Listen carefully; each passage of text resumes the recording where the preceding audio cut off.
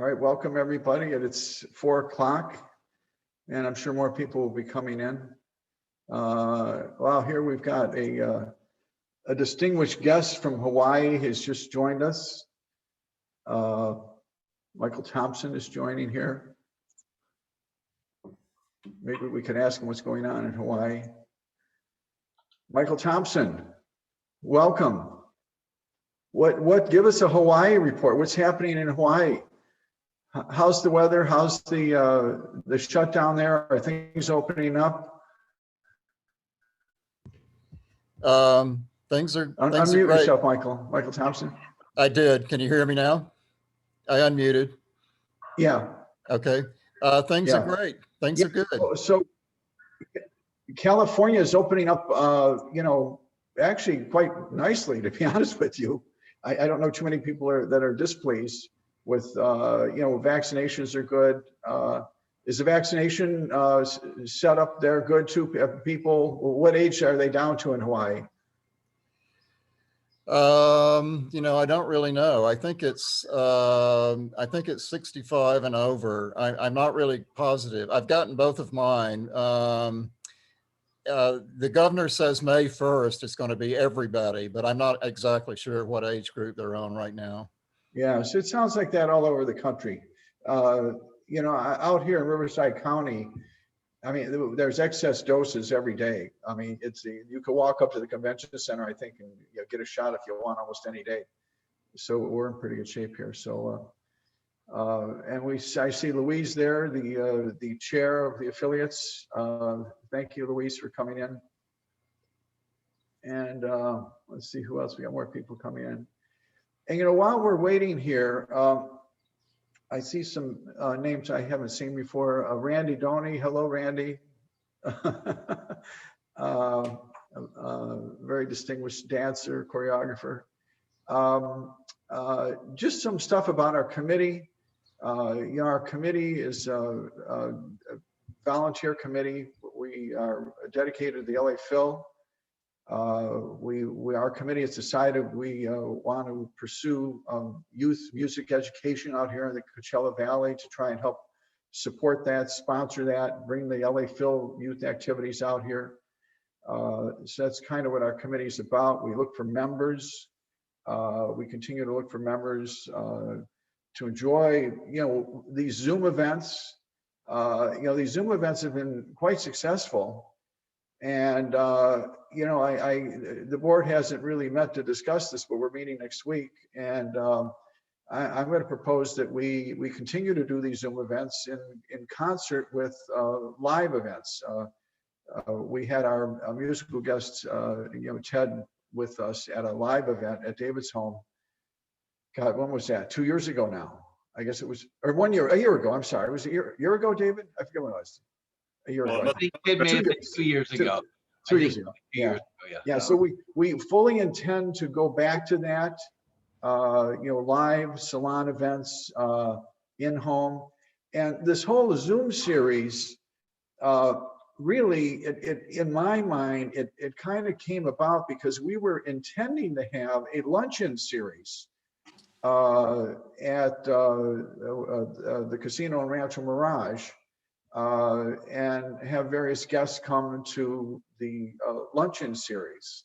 So it looks like the fall or late fall, or maybe toward the end of the year, that we'll be able to, do that and maybe resurrect this luncheon series we were planning to have and do this at lunch. But the Zoom format has worked out well. We've been able to get people from, we had somebody from the Eastman School in Rochester with us. We had somebody from Cleveland Orchestra with us. It's relatively easy to get people to come on in this Zoom format from almost anywhere in the world. So I fully intend to kind of, recommend to the board that we continue to do this activity. And so with that, I don't see any more people waiting. We have 20 people online right now. And then I was telling Ted, that's my expectation, that we should probably have about 20 people on, and there they are. So without further ado, I'm going to introduce Ted Botsford. So Ted, I just want to ask you, and Richard and, Joseph, who are with the LA Phil as well could chime in here. What's happening at the Phil, Ted? Are the rehearsals scheduled, Hollywood Bowl, or what do you hear, and what's coming your way in terms of the future for performances? Yeah, thanks, Mike, and thank you everyone for being here. First of all, I'm honored to be featured and happy to be here to talk and play for you. And this is great. I totally concur that the Zoom format is, it is what it is, but it's able, one silver lining is we're able to kind of come together very easily and keep in touch that way. So anyway, to answer your question, Mike, it's a little above my pay grade. As a sort of rank and file musician, I only get so much information. But what I do know is that we do have, they are planning to have a bowl season. I think that was even in the press yesterday. There's another sort of soundstage recording in the works. There is a concert series for frontline workers that's going to happen in May, sort of a free community event. I don't know a lot of details about that either, except that it's going to happen. But yeah, things are starting to happen. It's been a bit of a dry spell. Yeah, I think that's happening all over. I saw Tanglewood announce the season, and some of the others are doing that as well. And I do want to mention here, before we go any further, that normally people that come on with us, we give them some sort of stipend or honorarium, and Ted said no, and so any money raised here today, and you could donate, that invitation that you received has a link to our website, the Affiliates in the Desert website, and toward the bottom of that email. And you can donate. And Ted has indicated that any money raised should go to Yola. And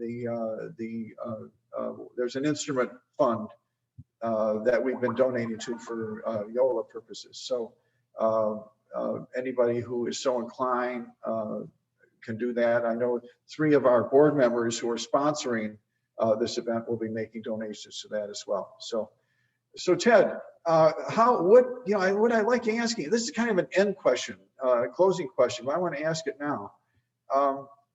So when bad things happen, I look back in my life and I look at the challenges I have been presented to me.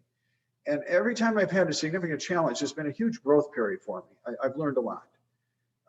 So how has that been for you? I mean, Phil stopped and you had to go scramble. You're teaching at Occidental and Colburn. And what have you gotten out of this? How have you become a better person because of this? That's a great question. Yeah, I mean, it is. I guess right at the beginning, when things were kind of shut down, it was. I'll be frank, it was kind of a relief because our schedule is such that you kind of go from thing to thing, and it's go. Always trying to learn music and then present concerts and all that stuff. So it was nice. It was nice to have a little bit of a break, and then over the past year plus, I've been sort of thinking about various topics. I spent some time kind of evaluating some things in my playing, refining some of my technique, some of the habits that I had built up without really thinking about it. So that's been really nice. Last fall, I had the chance to work with David Moore's studio at USC, and sort of seeing, it was all virtual, of course, but being able to sort of see that, people at that point in their career, it was like, I don't think there were any freshmen this year, but it was sophomores through like grad students. And so being able to work with them and sort of help them sort of figure things out, that sort of prompted me again to evaluate some things in my own playing. I think I was telling you before, I've been able to like pick up a few hobbies. I've started learning Japanese.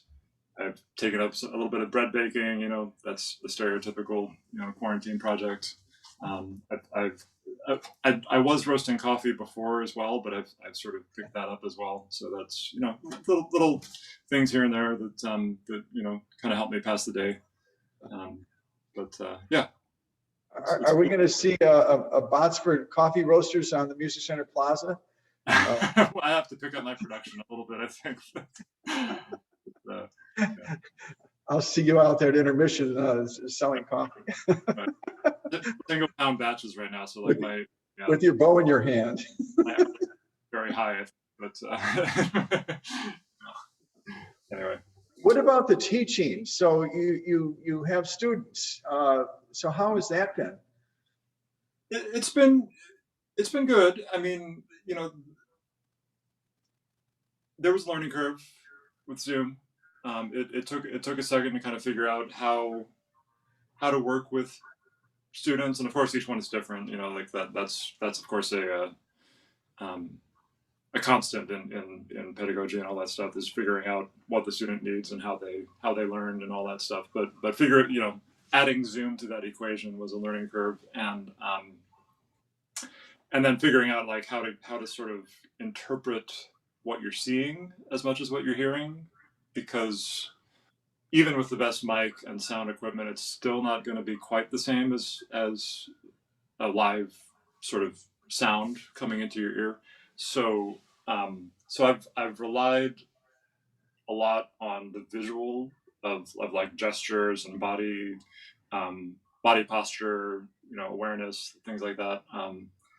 And of course, like you can't see the 3D version either, so you have to kind of like fill in the gaps a little bit. But that that's been an interesting challenge. But I feel like my students have all made progress. I mean, I think they'd all like to get back to in-person instruction, but like, if there's ever, now I know that if there's ever people who aren't in LA that want a lesson, I can pretty easily, make that happen. So yeah, it's been good. It's been, overall the process has been really good. So that was a plus. The Zoom learning, it added a different dimension to the whole equation. Yeah. With that, let me ask you then, on the student side, did you get the sense that they were practicing more because they couldn't be going and doing the things they normally would do, or how did they fare with all of this? Well, I think everyone went through sort of a wave of reactions to the situation. Just thinking about, well, like most of my students are pre-college. I have one student in Occidental, and then the rest of them are pre-college. But that, thinking about the students that I was teaching at USC, like some of them kind of dove even further into the orchestral repertoire to like really be ready for auditions when they came up. Some of them decided to put it away for a little while and study solo repertoire, all of which I supported, because that was kind of what they were drawn to and all that. So got away from the question somehow, I think. But yeah, the student, I kind of followed their lead in some ways, because like I know it's different and hard, and like the distance that they can feel from the screen to the screen is sometimes more palpable than other times, but for the most part, I feel like I was able to meet them where they were and help them sort of figure out what they wanted to do at this time, and how best to sort of feed their musical imaginations. So yeah, that's kind of where. At this point, let me just say that I really talked about questions. There's only 20 people on. So if somebody has a question, maybe just raise your hand, either like physically or through the chat, raise your hand. I'll recognize you, and then you could just ask your question. And I see Phil there. I see there's some teacher type people here and some student type people here. So if somebody has a question, just let me know as we go along here. We won't wait till the end. We could just do them as we go along here. And maybe while people are thinking about that, Ted, maybe I could ask you to play something for us. What would you like to play for us? Love to. So one of the things I've been working on at Occidental is coaching a cello bass duet by Rossini. It's one of the few chamber pieces that we have that was actually written for us. It's not the same as like quartets. So anyway, what sort of the result of that process was, Rossini actually wrote it for cellist in London for a salon concert. I guess sort of like this, in very rough terms.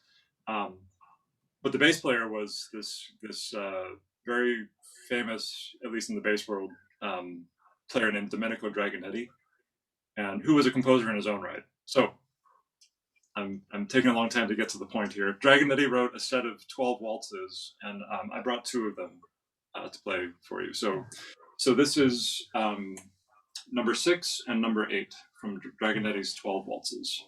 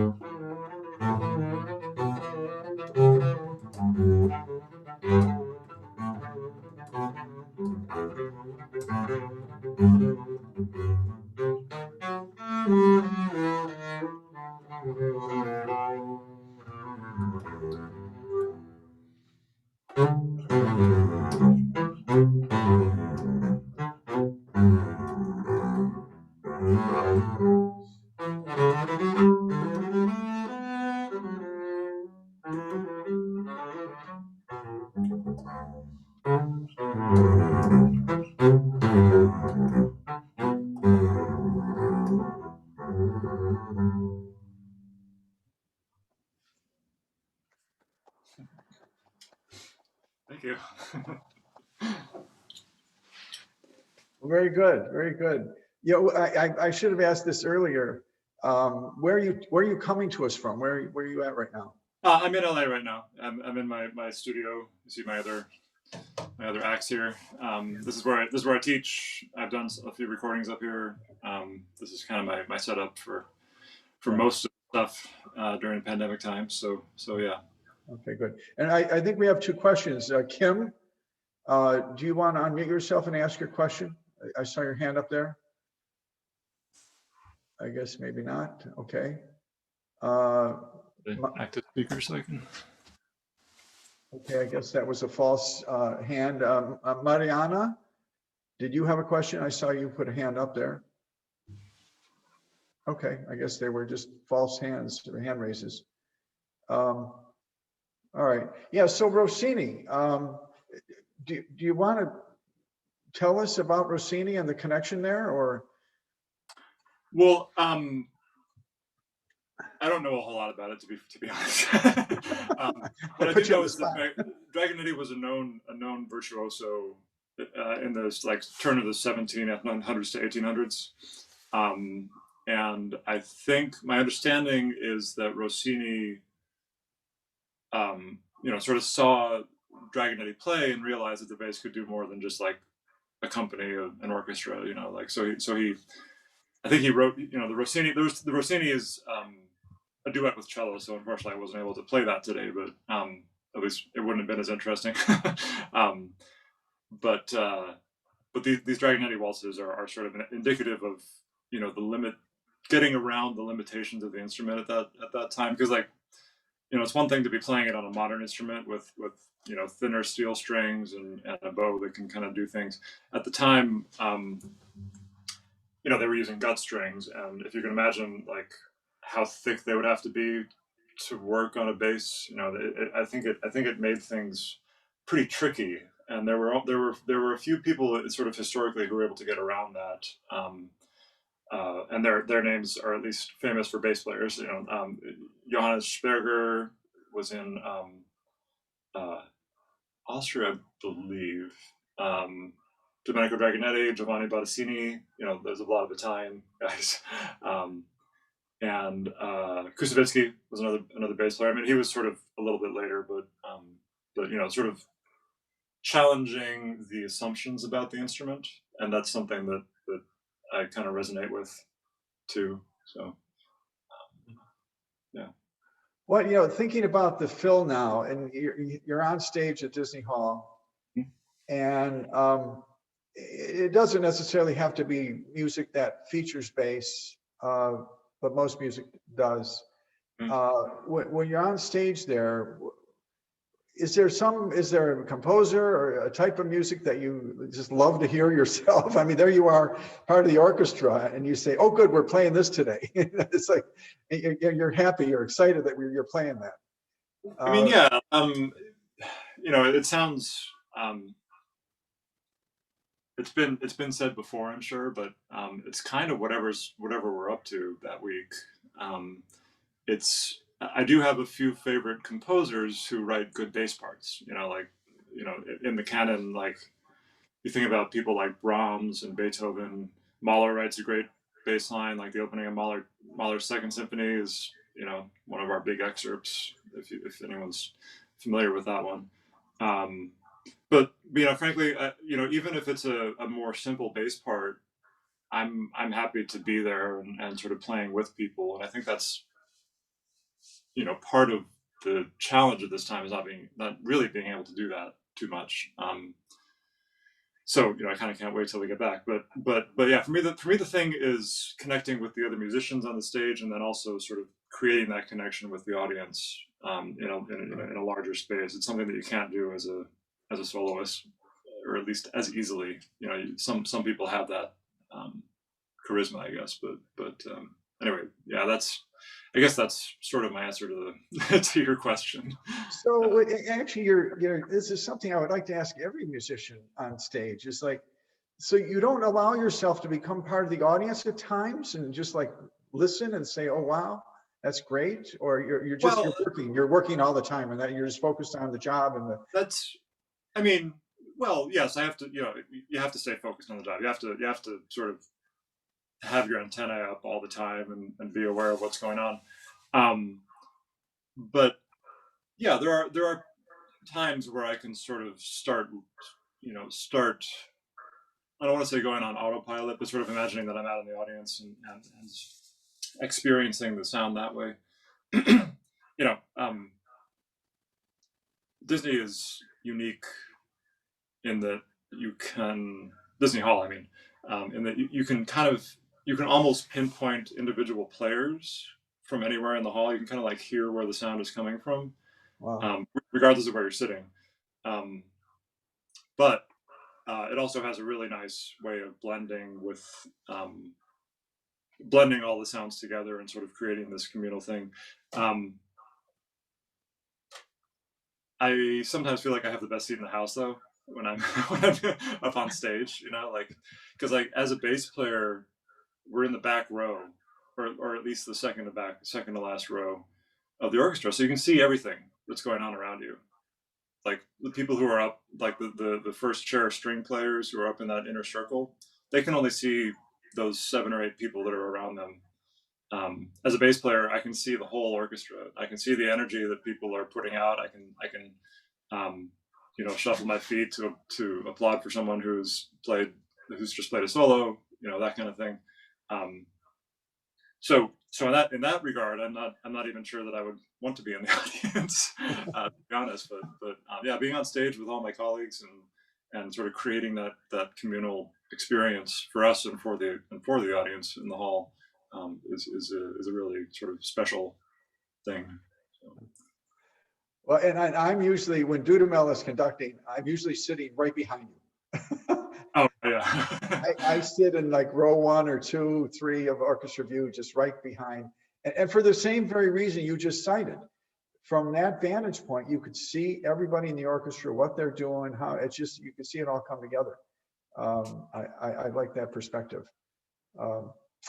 So, you know, our last event we had, the conductor of the Cleveland Orchestra Youth Orchestra. There I go again. I have trouble with that. Who is also the associate conductor of the Cleveland Orchestra, and he came to us from Severance Hall, which is really an incredibly magnificent hall, inside specifically, but outside as well. And now, so you've toured around, and you mentioned you've been to Japan. Putting Disney Hall aside, because we know that's your favorite concert hall, are there favorites that you have outside of Los Angeles that you say, oh, good, we're going to go to this place. I like performing there. Yes, the short answer is yes. Since I've been in the orchestra, we've been to Boston twice, Japan once, Paris once, London a couple times. The hall in Boston is really fun to play in for different reasons than Disney is. In some ways, like the resonance that happens there is, yeah, it's different. Like you kind of get a lot of ring, a lot of reverb from your sound, and you have to kind of tailor the way that you're playing in there. I actually did audition for the Boston Symphony once. Didn't get the job, but but I remember playing the first note, and it just kind of exploding out and reverberating around the walls immediately. And it kind of caught me off guard, and I was a little distracted for for a second. So Boston, anyway, long story short, Boston is a really fun hall. The hall in Tokyo is amazing as well, Suntory. It was actually done by the same acoustician who did Disney, so in some ways it's very familiar. So I definitely enjoy playing there, and people in the orchestra talk about, you know, there's a debate going as to whether you know, how it stacks up to Disney, like which one is actually more fun to play in. I haven't done it enough to weigh in, so I can't offer an opinion really, but I do know that it's a really fun hall to play in. Mm-hmm. The hall in Paris was surprising to me as well. That was a really nice one. It was the oh, I'm blanking on the name of it now. It's kind of a little bit more on the outskirts of town, and it's a more modern kind of construction with the metal siding. Anyway, that one was really fun as well. I haven't played in a lot of the sort of legendary halls like Cleveland or the Music Verein. I haven't played in that, but I want to. I would love to sort of experience that, sort of see how it changes what I do and what the orchestra does. you know, it's always, that's why we have the sound checks when we're on tours, to sort of figure out what we need to do to get us to sound as good as we can. So. And, you know, speaking of that, and sound and stages and all that, so if you had to characterize the difference between what you have to do or how you operate at Disney Hall versus the Hollywood Bowl, I mean, what is that like? What do you have to do different at the Hollywood Bowl than you do at Disney Concert Hall, given the differences in the venue?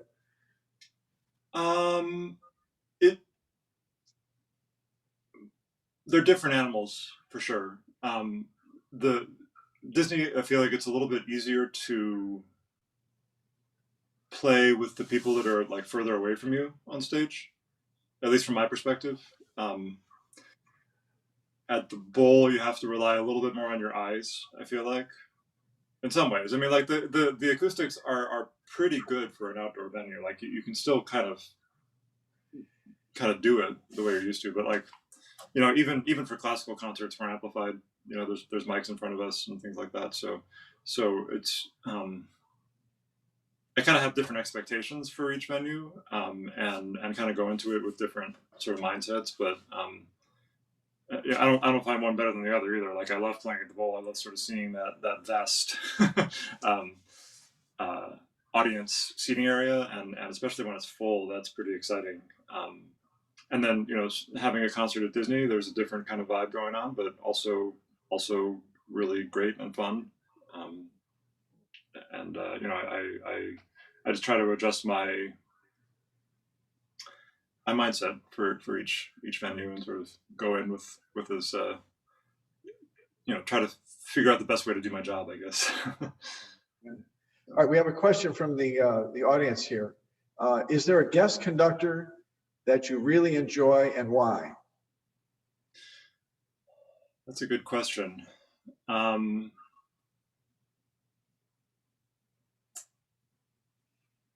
really like Espeka. He's not really a guest, I guess, you know, but he wasn't the music director when I joined the orchestra. So I think of him as sort of a great guest to have. I'm remembering Herbert Blomstedt was another. Oh, wait, is that the right person?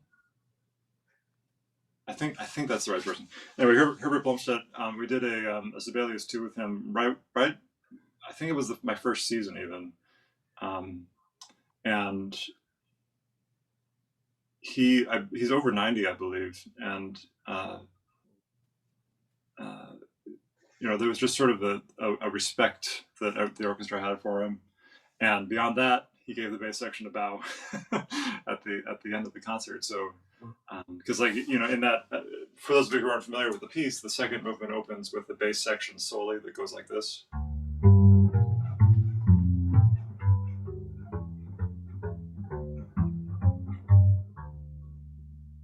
You know, it's this sort of like spooky pizzicato bass line, very soft, and you know, it's nice to be acknowledged for even little moments like that. So anyway, yeah, he was another one that was great. You know, we see so many conductors, and so many of them are so good. I'm sure I'm forgetting some people, but well, I'm going to ask you about one specifically, for sure an audience favorite at the Hollywood Bowl, Bramwell Tovey. I mean, he gets the audience laughing at times, and just everybody loves him. I mean, how do you react to him? How do you think the audience reacts to him? Is it shtick? Or is he? You like him? No, I like him. Yeah, and you know, I actually had a chance to work with him before coming down here, because when I was in, I guess I was in the Oregon Symphony at the time, but I knew the principal of the Vancouver Orchestra, and basically they were in desperate need of a sub, so they asked me to come up and play, and it was a concert that Bramwell was doing. So I did have some experience working with him, and he has, you know, he's legit. He has vast knowledge and good technique and all that stuff, and yeah, I think he is able to sort of tap into a certain lightness of what the bowl experience is about, you know, and I think he's pretty funny most of the time. So yeah, I mean, it's fun to play with him. I remember one time at the bowl, he singled out one of the percussionists who I guess was playing the triangle or whatever, and he like pointed to him, and he just, I don't know, he asked him a question or something. Then he turns to the audience. He says, 4 years at Juilliard for that. The whole place busted up. He's hysterical at times. So maybe it's time for you to maybe play something else for us. What do you got?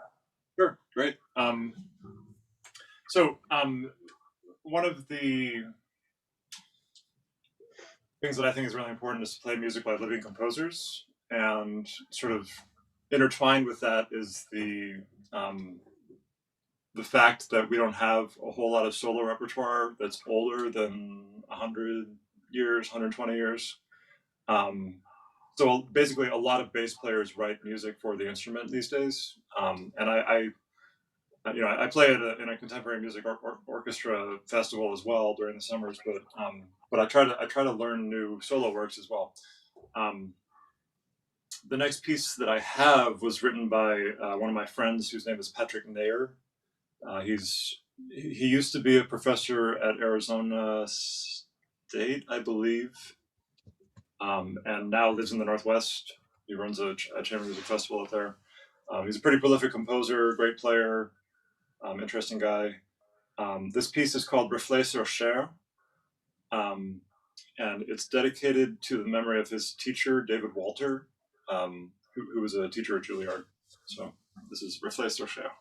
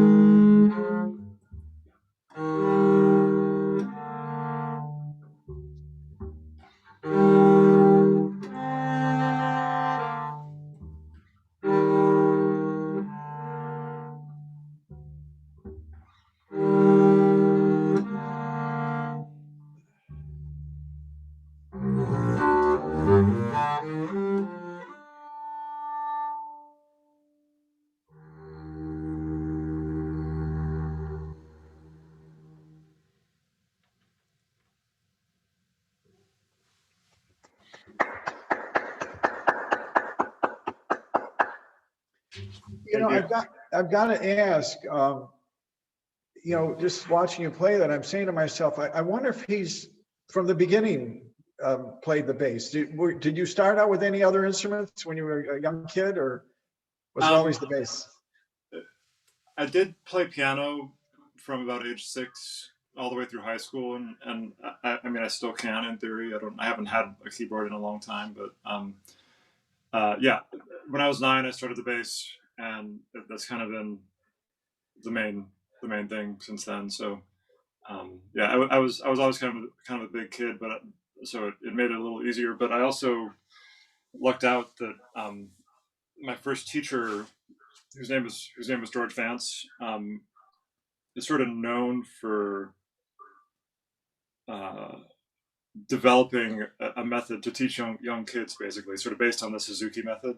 Um, and he started kids as young as 5, I think, on the bass. It's not quite 2-year-olds like you do with Suzuki, but on the violin. But but yeah, so I was very lucky and fortunate to have him in the neighborhood, and that has like that kind of blossomed into a lot of other really good good fortune in my teachers. So I try to pay it forward from there as well. But yeah. Yeah. Okay, we got a couple of chat questions here. Sure. Tell us a little bit about your instruments. Why two or more in your studio? We see one against the wall there. Right. I'll just give you a quick rundown. This space was made in 2010 by a maker who lives in Wenatchee, Washington. His name is Daniel Hatches, and he's been recognized by many different organizations and competitions as one of the top makers in the world. So I'm very happy to have this instrument. It's been with me. Well, I was the first owner actually. So it's been with me for 11 years now, and you know it's been great. I won all my auditions on it. I probably will have it for a very long time. This one is a new bass to me, but is not new to the world. It was made in 1790 by a maker named Giovanni. I think it's Giovanni. Bodio is his last name. And it's been authenticated, all that kind of stuff. As far as the person who I trust says, this is the only one that still exists in the world. So I have papers and all that stuff. But I use it mostly for orchestra playing because it has a slightly darker sound and definitely more presence in the lower end than this one does. And I'm also still getting to know it. It's kind of a new instrument to me. I actually finalized the purchase on March 14th of last year, which is a date that sticks in my head because it was right after our services were canceled. But, anyway, I was playing it before then, but I've really sort of I've had a chance to get to know it a little bit more in the past year. So yeah, that beyond that, I play this bass for solo stuff because it has a slightly clearer, higher end. One thing that bass players do is, or some bass players do, I should say, is to actually get a different set of strings that sound a step higher, called solo tuning strings. They're slightly brighter, a little more punchy. It comes from a tradition of actually just tuning the strings up to get the same effect. But with steel strings, you want to be careful about adjusting the tension that much. So they actually make special sets for solo tuning playing. I tend to like the slightly more mellow end of the sound spectrum. So I play my solos in orchestra tuning. So these basses are tuned the same. But they have slightly different sound profiles. So that's kind of how it goes. Which one do you travel with? For touring, you mean, or? Yeah, for touring. Well, in theory, this one, because I think we usually want to sort of sound our best on tour. So I take the one that sort of serves that purpose. I have toured with this one because this was the one that I had. This has kind of been the friend for a long time. But what was I going to say? Yeah. Our crew is so careful with instruments. It's amazing. They go packed in these not refrigerated, but air conditioned trucks, and they're very well taken care of. So I don't have any concerns about taking this old instrument with us. And all my colleagues assure me that they are they have a similar mindset about it. So. Yeah. All right, so here's another question. Let me maybe rephrase this a little bit. What is the most stressful moment you or the bass section faced during a performance? Oh, wow. I've probably blocked it out, but I'm trying to think.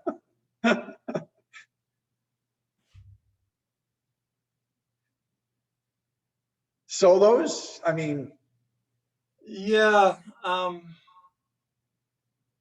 There are some exposed moments that we've had.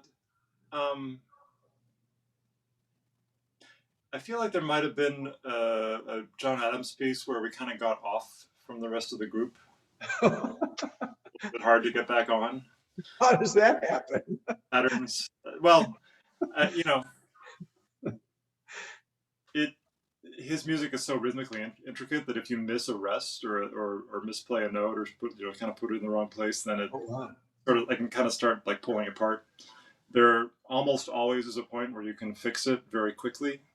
And like, I suppose my first answer should be that the group is, such a high level, and like my colleagues are also amazing, that kind of thing hardly ever happens. Like rarely do we kind of get off to a point where something would happen. So I guess the answer should be more like the nerve-wracking thing comes when we have a slightly more exposed passage. I'm thinking about like I think in the last season where we were in Disney, we played Also Sprach Zarathustra. And in that piece, there is a bass section soli, and it's divided into 4 parts. And it starts from the back of the section. So like you have to really trust people to play it well. But anyway, and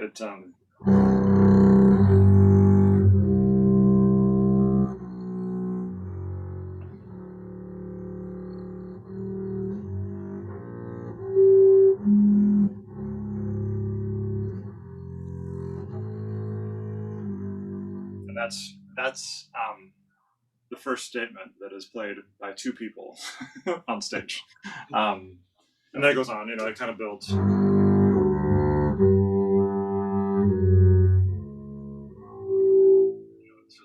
a very kind of chromatic thing. The reason I remember that one is because I think one of my colleagues was sick or something like that, and we had sort of an odd number of people, so I perhaps foolishly volunteered to read the part that I wasn't playing initially. So I was sort of flying by the seat of my pants on that one, but it was a piece that I had studied in school and all that stuff, so it was more just the unknown of that week rather than actual concern about knowing how the notes went. So I'm trying to think if there were any other. We don't,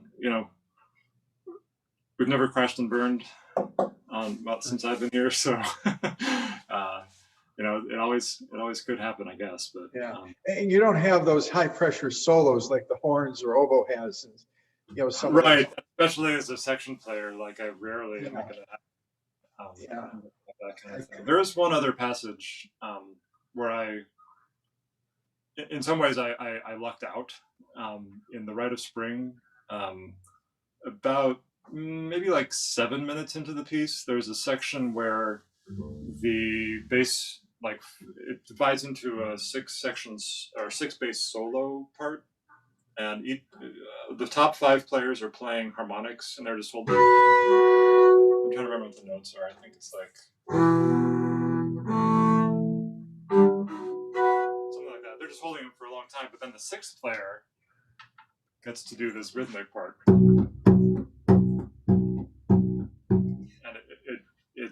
It's written in such a way that it can be a little confusing. It's actually it's every other triplet, basically. So it's the first and third of one group, and then the second of the next group, first and third.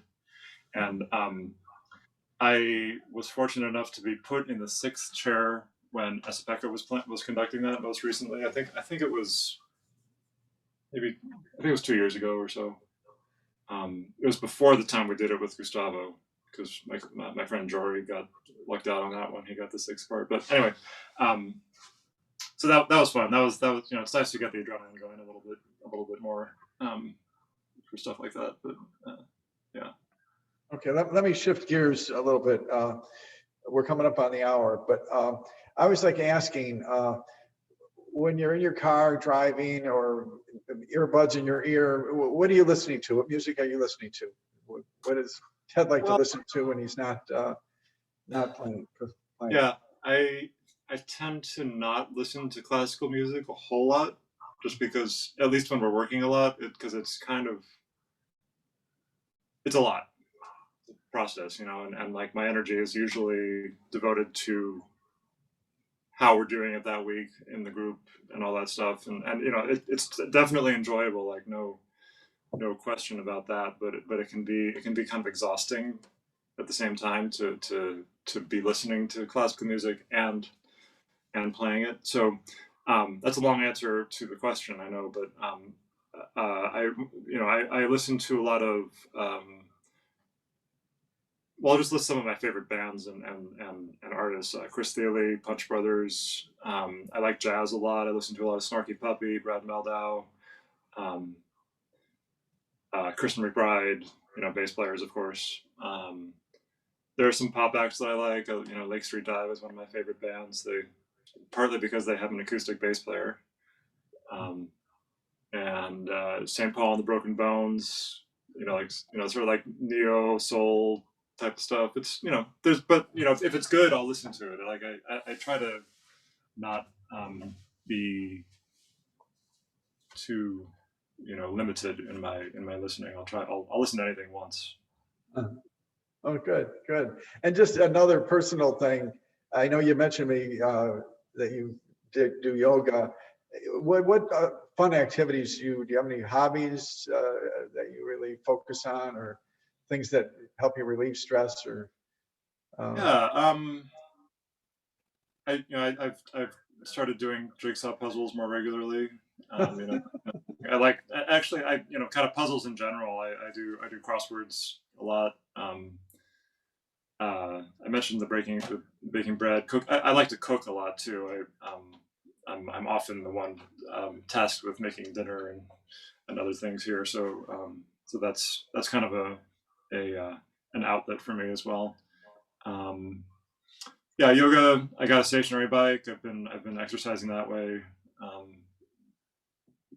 Just so I don't have to go outside with a mask on to exercise. So, yeah. It's just slightly more convenient that way. I like to hike. We're sort of getting. I still consider myself relatively new to LA, so we're still getting to know the lay of the land with hiking trails and that kind of stuff. But yeah, that's, I don't know. I somehow stay busy. I guess. All right, I'll let you off the hook on that one. We have a chat question here. Sure. So loved the rich variety of tone colors on the last piece. Mm-hmm. Can you speak to the French bow German debate? I guess French German debate for the bow, as Sure. well as fingerboard extensions. Yeah. In case anyone is not aware of the premise of the question, here, I'm actually going to put this down for a second so I can get closer. There are two different kinds of bow that bass players play. This one is a German bow. You can see that the frog is a lot bigger. This one is a French bow. The French style is the one that I kind of grew up with and play most comfortably. So, and you hold it overhand like the other strings. The German bow, I think, evolved from the viola da gamba school, which is an underhand hold, but the German bow players hold their bows like this. And some orchestras in the world are very particular about which hold you use. Like Berlin, you can't get in if you play French bow, basically.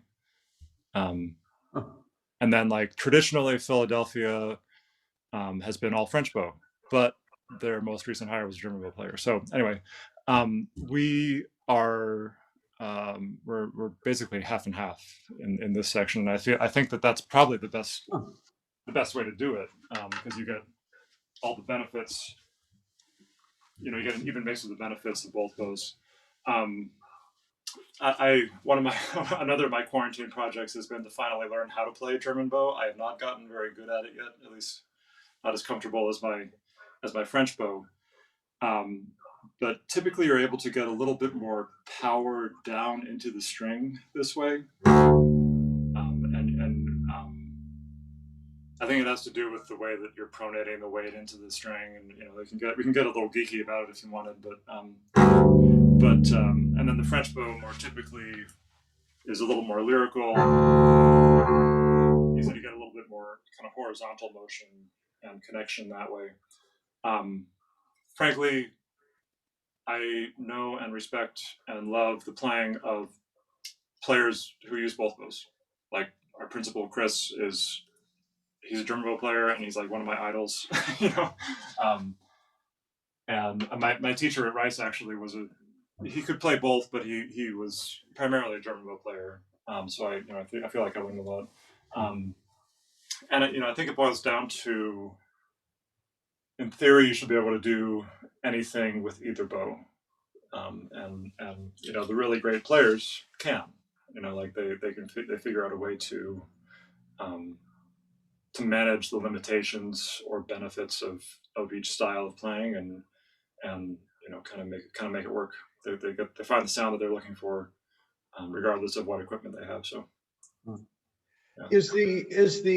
So the shapes of the bow are different. Are the horsehair or whatever the matter is that makes up the bow, are they the same or different, or what are they made out of? It's the same. Yeah, I mean, most commonly bows are made out of Pernambuco, that Brazilian wood, but lately some makers have been experimenting with other bows, other woods, I should say.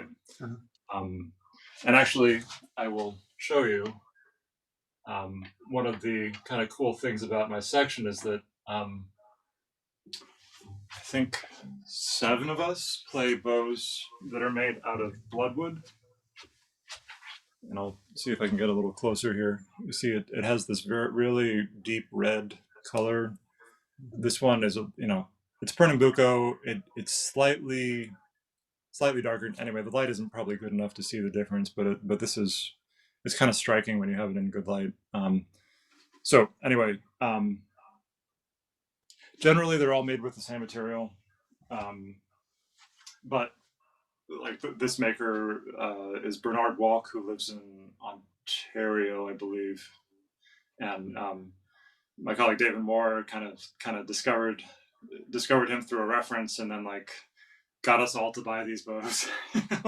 And they're great. They have sort of a really rich, dark, deep sound, but still very present. So that's kind of what I think drew us to that maker and that wood in particular. I know that Pernambuco is kind of going extinct slowly, and it's harder and harder for makers to find caches of that wood. So I think that's part of the reason that they're sort of experimenting with other materials. Not to go on too long about this, but Pernambuco is a desirable wood because it's strong but flexible, and that allows them to sort of create this curve in the bow and allow it. You can make it very thin without it breaking under pressure, in theory, hopefully. May I ask, is that wood, did I understand from other things I've heard, is it from Brazil or down in South America? It is, I think. Yeah.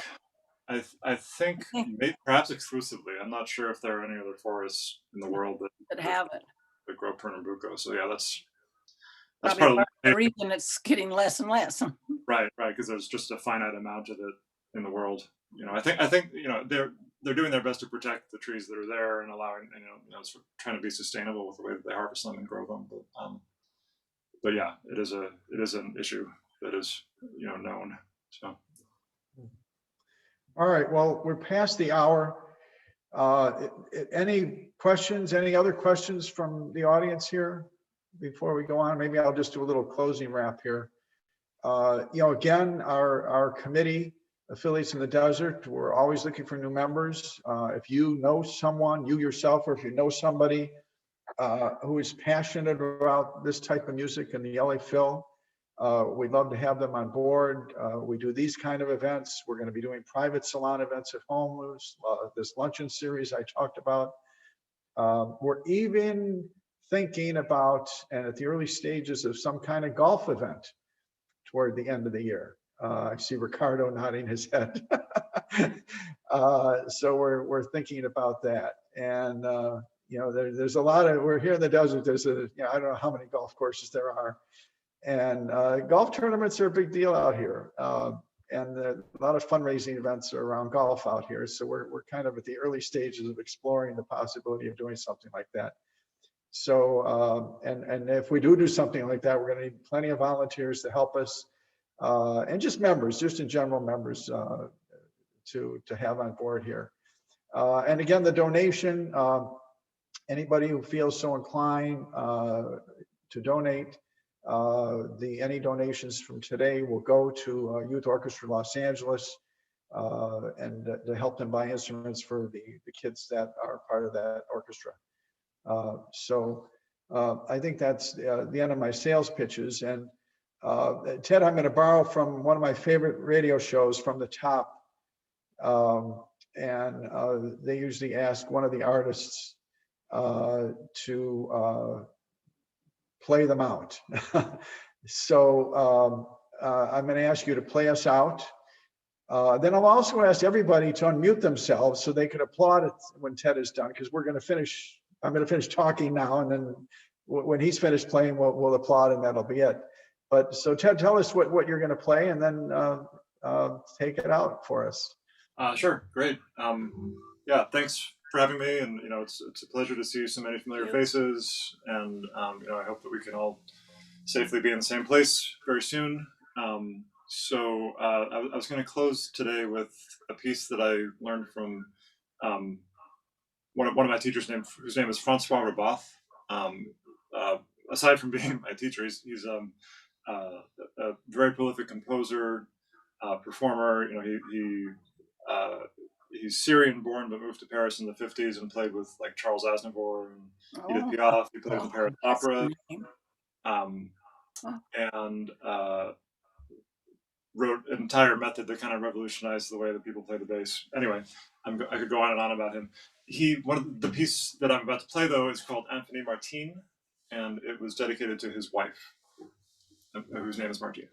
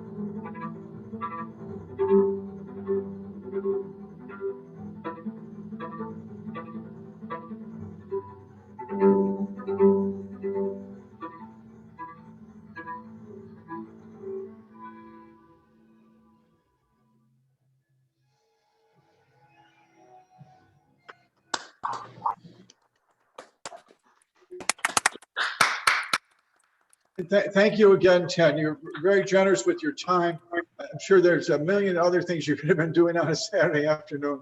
So thank you again. My pleasure. Yeah. Thanks, everyone. And thank you, you. everybody, for attending. Thank you. And, we'll keep you posted as our next event. Thank you all. Thank you. Thank you. Thank you. Thank you, Ted. Thank you, Mike. Bye-bye. Thank you.